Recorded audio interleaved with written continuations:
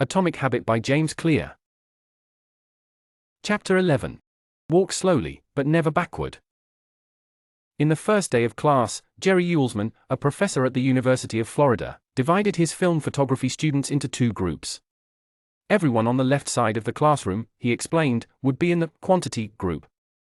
They would be graded solely on the amount of work they produced. On the final day of class, he would tally the number of photos submitted by each student.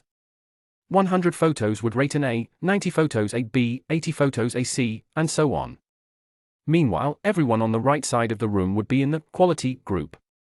They would be graded only on the excellence of their work. They would only need to produce one photo during the semester, but to get an A, it had to be a nearly perfect image. At the end of the term, he was surprised to find that all the best photos were produced by the quantity group. During the semester, these students were busy taking photos, experimenting with composition and lighting, testing out various methods in the darkroom, and learning from their mistakes. In the process of creating hundreds of photos, they honed their skills. Meanwhile, the quality group sat around speculating about perfection. In the end, they had little to show for their efforts other than unverified theories and one mediocre photo. It is easy to get bogged down trying to find the optimal plan for change. The fastest way to lose weight, the best program to build muscle, the perfect idea for a side hustle. We are so focused on figuring out the best approach that we never get around to taking action. As Voltaire once wrote, the best is the enemy of the good. I refer to this as the difference between being in motion and taking action. The two ideas sound similar, but they're not the same. When you're in motion, you're planning and strategizing and learning. Those are all good things, but they don't produce a result. Action, on the other hand, is the type of behavior that will deliver an outcome. If I outline 20 ideas for articles I want to write, that's motion.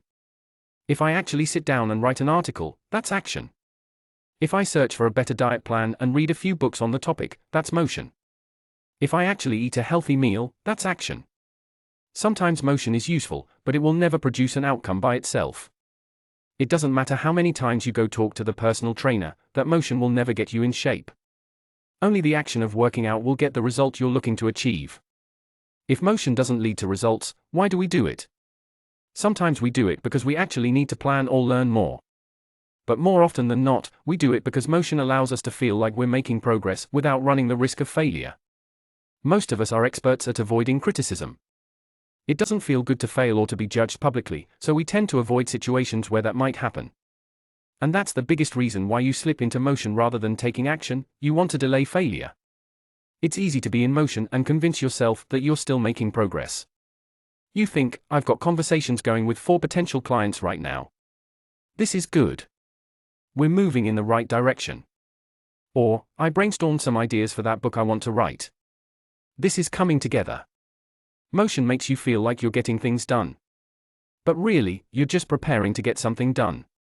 When preparation becomes a form of procrastination, you need to change something. You don't want to merely be planning. You want to be practicing. If you want to master a habit, the key is to start with repetition, not perfection. You don't need to map out every feature of a new habit. You just need to practice it. This is the first takeaway of the third law: you just need to get your representatives in. How long it actually takes to form a habit. Habit formation is the process by which a behavior becomes progressively more automatic through repetition.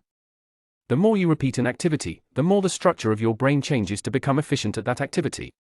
Neuroscientists call this long-term potentiation, which refers to the strengthening of connections between neurons in the brain based on recent patterns of activity. With each repetition, cell-to-cell signaling improves and the neural connections tighten. First described by neuropsychologist Donald Hebb in 1949, this phenomenon is commonly known as Hebb's law: neurons that fire together wire together. Repeating a habit leads to clear physical changes in the brain.